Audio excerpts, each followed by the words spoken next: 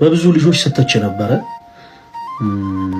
ያው ሁላችሁም ታውቋቸዋላችሁ። በነ ሄኒ የመርኬ፣ በነ ቤላ፣ በየካጀማ፣ በነ ቤታዮ፣ በነ ኪዱ፣ በነ ጃኒ፣ በነ ፊዮና በጣም ብዙ እዚህ ቲክታክ ፕላትፎርም ላይ ቀረብ ብለው ወደኛ ያሉበትን ዓለማዊ የሆነ የቲክታክ ፕላትፎርም ኢንተርቴይን የሚያደርጉበትን ማለት ነው ያንን ይዘት ሳይለቁ ወደኛ ቀረብ ብለው መንፈሳዊ የሆነ ትምህርትን ሲከታተሉ ከነበሩ ልጆች ጋር ተያይዞ እንደው በተደጋጋሚ ትችት ሲቀርቡ ተመልክቻለሁ። አሁን ለቤላ እንደው መጽሐፍ ቅዱስ ሰጥቶ ፎቶ መነሳቱ ብቻ ምንድነው ጥቅሙ?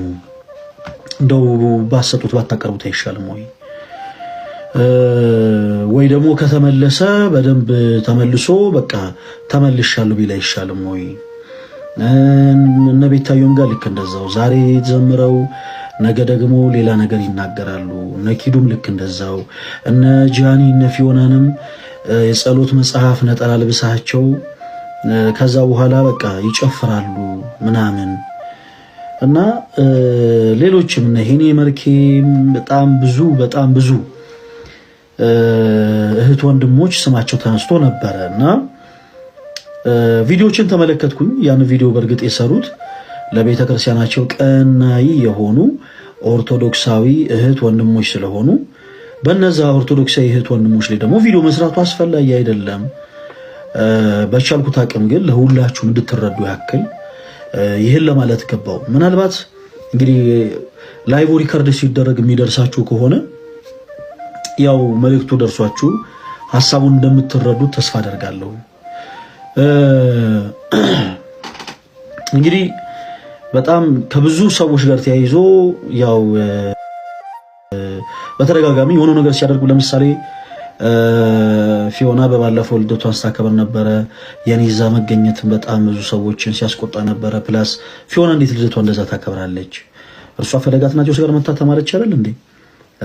መታ ፈለገ አትናቴዎስ ጋር መንፈሳዊ ነገሮችን አወራች አይደል እንዴ?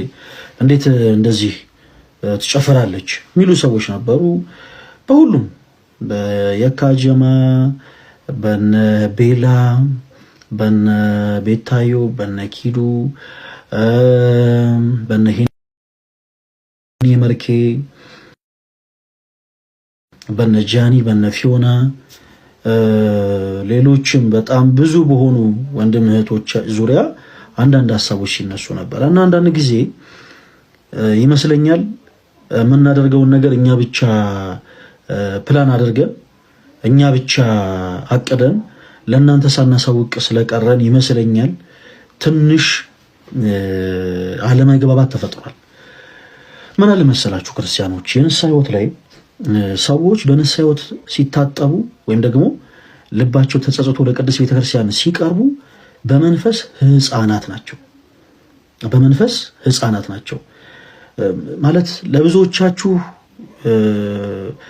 ያው ቪዲዮ ይድረስ አይድረስ እርግጠኛ አይደለሁም። ነገር ግን ሁሉም እነዚህ ስማቸውን የጠራናቸው ወንድሞቻችን ወደኛ ቀረብ ብለው ቃለ እግዚአብሔር ቁጭ ብለው የሚማሩበት ሞመንት ላይ ያደረጓቸውን እያንዳንዱ ነገሮች ብትመለከቱ የሚያስደንቁ ነበረ።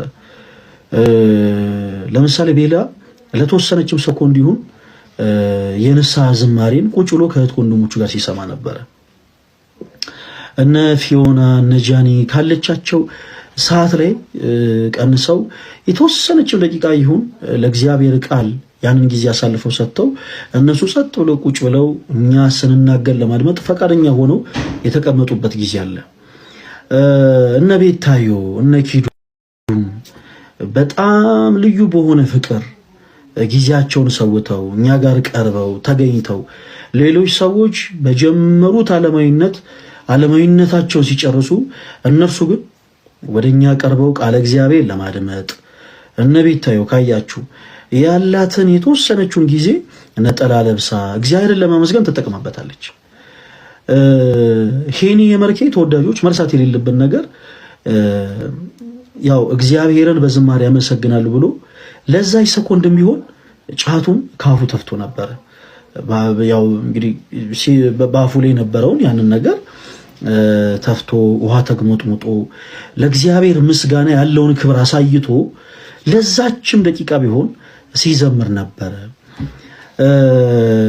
የካጀማ ለተወሰነችም ጊዜ ቢሆን ለተወሰነችም ደቂቃ ቢሆን ቀረብ ብለው ቃለ እግዚአብሔርን ሲሰሙ ነበረ። እርግጥ ነው ክርስትና ጊዜያዊ ነገር አይደለም ተወዳጆች።